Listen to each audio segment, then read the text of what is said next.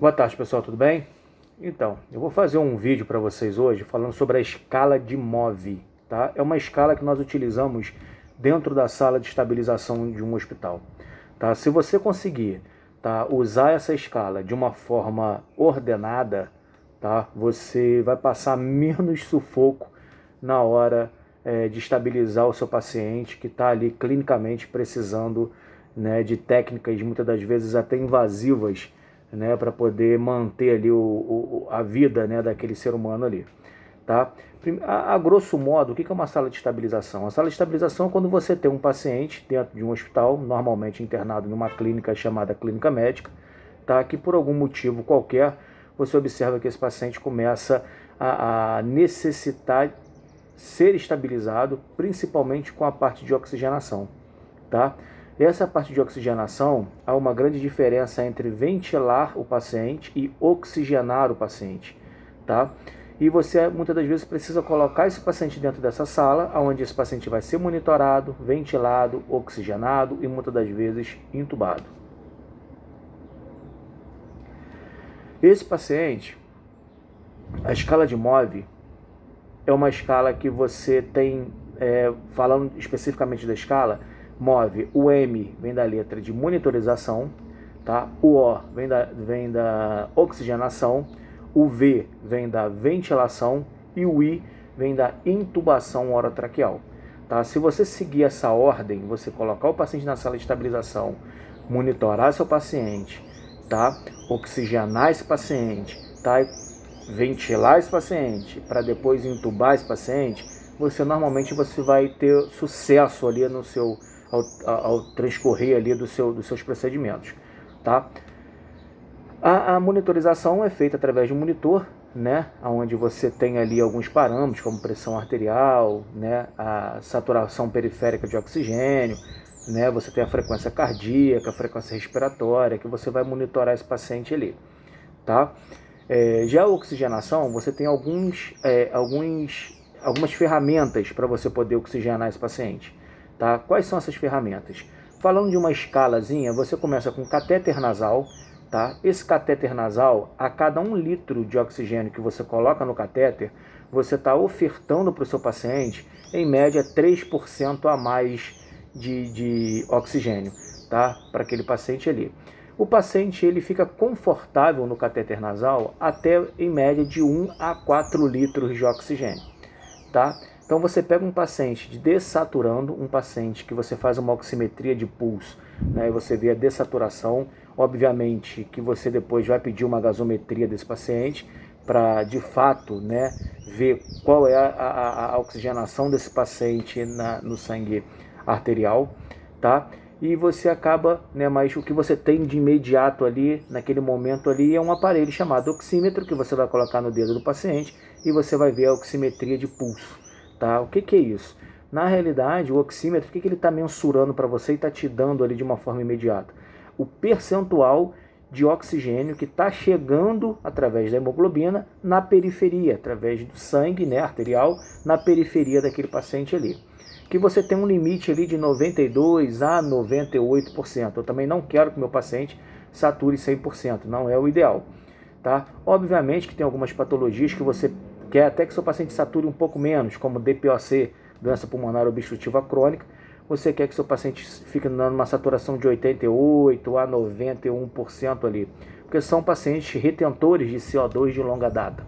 Então você não quer nem que esse paciente sature de uma forma muito alta, você não pode utilizar oxigênio de uma forma muito alta para esse paciente, mas ele tem que ser uma litragem mais baixa, porque o sistema nervoso dele já conseguiu conscientizar de que ele não vai conseguir eliminar CO2. Ele é um paciente retentor de CO2 de longa data. Então, por sua vez, ele acaba se preocupando em captar oxigênio. Se você ofertar oxigênio de uma forma abundante para ele, ele vai dar informações ao sistema nervoso, e o sistema nervoso muitas das vezes vai dar informação ao sistema respiratório, que pode parar de respirar, porque o oxigênio está de uma forma abundante naquele meio ali, então o paciente acaba fazendo uma apneia pela oferta de oxigênio, tá? Que você está oferecendo de uma forma além do normal, além da conta, né? Exagerada, tá? Então, voltando a falar da escala de MOV, você tem o M, que é de monitorização, você tem o O de oxigenação, que você, como eu já falei, começa a oxigenar esse paciente com catéter nasal, de 1 a 4 litros. Passou de 4 litros, já começa a ficar desconfortável para o paciente, muitas das vezes você tem até que umidificar esse oxigênio para você poder ofertar para o seu paciente. Então, passou de 4 litros ali, normalmente você usa uma macro, tá? Um outro procedimento que é uma macro, é uma máscara grandona que você vai colocar no rosto do paciente, tá? Que você vai ofertar para esse paciente ali em média ali de 4, 5 litros até 7 litros de oxigênio. Passou de 7 litros de oxigênio, você já começa a usar uma máscara de alto fluxo, tá? Que tem uma bolsa reservatória, que se o hospital não tiver essa máscara de alto fluxo, você pode até usar no AMBU, tá? O AMBU também tem uma bolsa reservatória ali embaixo ali, que você vai colocar lá 15 litros de oxigênio para aquele paciente e você vai encher aquela bolsa reserva até 1 litro de oxigênio, tá? Só que você não vai ambuzar, você não vai apertar o AMBU, você só vai colocar a máscara no rosto do paciente e vai deixar esse paciente oxigenar, tá? Você vai oxigenar esse paciente, você não vai ventilar. Se você começar a ambuzar esse paciente, você já está ventilando. Nesse momento eu não preciso ventilar, eu preciso só oxigenar, tá bom?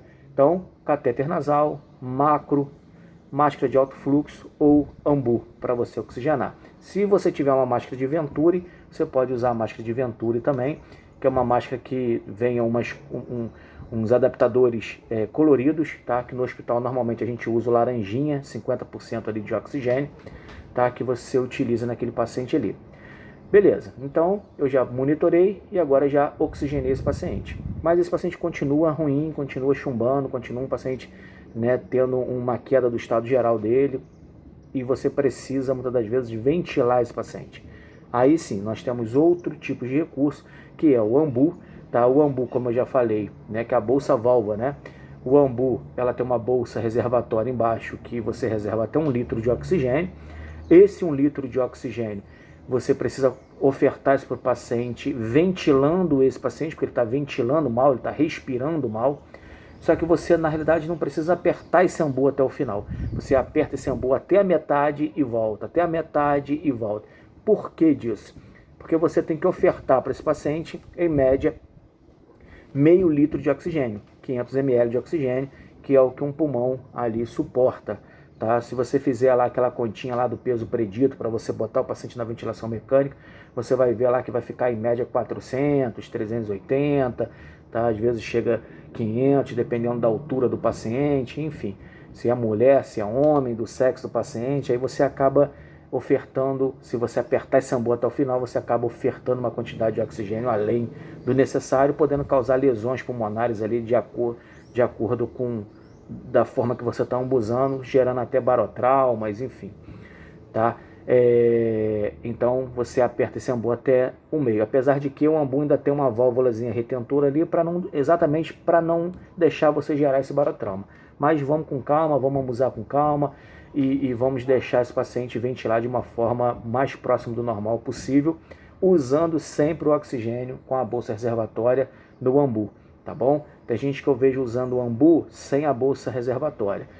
Sem a bolsa reservatória, você está ofertando para esse paciente ali 21% de oxigênio, que é o que a gente está respirando em ar ambiente. Então, na realidade, não tem muito sentido, né, ambuzar esse paciente sem a bolsa reservatória. Você pode até usar o AMBU de uma forma de vácuo, para você poder puxar essa secreção, para ficar mais fácil para aspirar o paciente. Então você aperta o AMBU fora, encosta a máscara no rosto do paciente, solta o AMBU, ela vai dar aquele vácuo ali, vai puxar, muitas vezes enche até a máscara de secreção.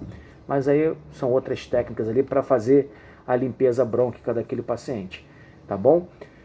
Mesmo assim o paciente ficou ruim, tá? O paciente ainda está ruim, o paciente está caindo no estado geral, caindo no estado clínico dele, então você precisa fazer a intubação orotraqueal, tá? Que nada mais é que pegar um tubo, tá? De 22 centímetros, né? Um tubo que você vai intubar esse paciente com 22 centímetros, tem até os 2 patinhos na lagoa, né? Tem até uma marquinha preta no tubo ali no 22 ali, que é onde você vai introduzir, parar aquele tubo ali, tá bom?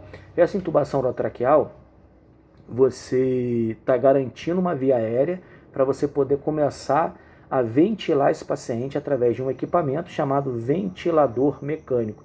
tá? Não é respirador, tá? É ventilação, é ventilador mecânico, tá? Por quê? Porque esse aparelho, na realidade, ele não substitui o pulmão, tá? Ele substitui a parte muscular, tá? O sistema respiratório, você necessita de musculatura para você poder respirar. Tem um principal músculo da respiração, que é o diafragma, tem a musculatura acessória também, que você vai entrar com bloqueio neuromuscular, você vai bloquear aquela musculatura ali e você acaba precisando de um equipamento, tá, para poder fornecer esse oxigênio para o paciente, que muitas das vezes isso não é sinal também que o paciente vai sobreviver. Tem gente que linka o ventilador mecânico com a sobrevivência, né, com a sobrevida, né, vamos dizer assim, do paciente. E nunca, às vezes não é bem assim, tá? Você tem uma patologia de base que você precisa tratar, tá? Você com essa patologia de base, se você não tratar, o ventilador não vai tirar esse paciente da morte, livrar esse paciente da morte. Ele vai estar ofertando oxigênio para esse paciente, tá? De uma forma misturada ali, oxigênio com ar comprimido, tá? Tudo calculado, né, para você saber quanto que esse paciente necessita, né? Mas você tem que tratar a patologia de base dele, tá? Muitas das vezes aquele paciente ele não conseguiria ficar respirando por meios próprios durante um período de antibiótico terapia, de 7 a 10 dias. Então você precisa oxigenar, ventilar esse paciente para que ele consiga suportar aquele período ali de tratamento da patologia de base. Tá bom, gente? Então, a escala de Move, voltando a falar, monitorização, oxigenação, ventilação, tá? Uma outra ventilação aqui que eu não falei dela, que são as VNI, né? Ventilação não invasiva, que você pode usar o CPAP, o BiPAP, né? O Bilévio, né? Que é ventilação intermitente ali, que você consegue utilizar também, muitas das vezes até livra esse paciente da intubação orotraqueal, que é o último nível ali da escala de Move, tá bom? Então você consegue ventilar esse paciente de uma forma não invasiva, tá? A máscara de alto fluxo também entra como VNI, como ventilação não invasiva, tá bom?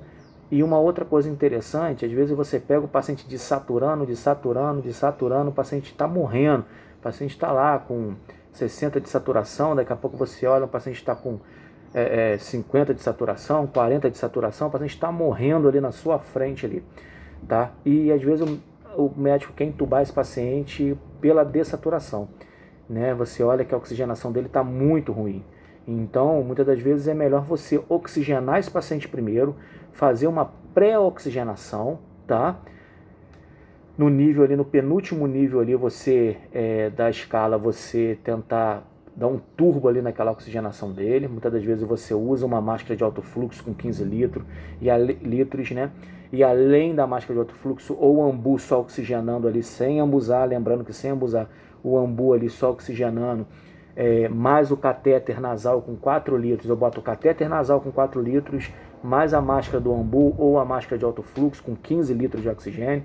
Então você vai olhar lá aquele paciente saturando 99%, 100% de saturação, 98% de saturação. Para quê? Para você dar uma reserva, tá, na oxigenação para ele que ele possa passar por um procedimento de intubação orotraqueal. Você muitas das vezes bloqueia o paciente, você usa drogas, né, para aquele paciente ficar bloqueado ali, principalmente bloqueadores neuromusculares, tá? E muitas das vezes você, na hora de intubar, o médico demora para intubar, às vezes não consegue garantir a via aérea de primeira, então você muitas das vezes tem que aspirar o paciente. Se ele tiver uma reserva, você tem tempo para fazer isso, fica mais fácil para você poder fazer esse procedimento. Se você não tiver reserva respiratória, você na realidade acaba deixando esse paciente mais próximo da morte. Porque se você começar a desaturar, tentar entubar o paciente com 50 de saturação e o paciente, muitas das vezes, você não conseguir fazer o procedimento de imediato, você não tem reserva de oxigênio para você poder tentar outras vezes para fazer aquele procedimento de intubação orotraqueal. Entendeu? Então, são técnicas que você vai utilizando e você tem que ir na escala de Move, organizando aquele seu procedimento ali, organizando, né, o seu atendimento para que você não passe sufoco na hora de uma emergência, de uma urgência. E uma outra coisa também, até das vezes você tenta massagear o paciente fez uma parada cardiorrespiratória, você tenta massagear o paciente, você tenta aspirar o paciente. É bom que você entenda o seguinte: ninguém quer super-homem, ficar ali, não, deixa comigo que eu vou massagear esse paciente o tempo que for necessário, que eu tenho um bom preparo físico, eu vou conseguir fazer. Não, o correto, tá, para você e principalmente para o paciente é em média ali, cada um ficar em média 2 minutos, tá, no procedimento, e você ir trocando com a equipe, tá, uma hora um fica ambuzando, uma hora, 2 minutos fica massageando, depois aquele que está ambuzando troca quem está fazendo a massagem, quem está fazendo a massagem troca quem está ambuzando, e você acaba de uma forma fidedigna, né, uma forma mais correta, prestando melhor atendimento para aquele paciente ali. Tá bom, gente? Espero que eu consegui, de uma certa forma, ajudar ali e deixar mais tranquilo numa urgência e emergência, beleza? Um grande abraço a todos.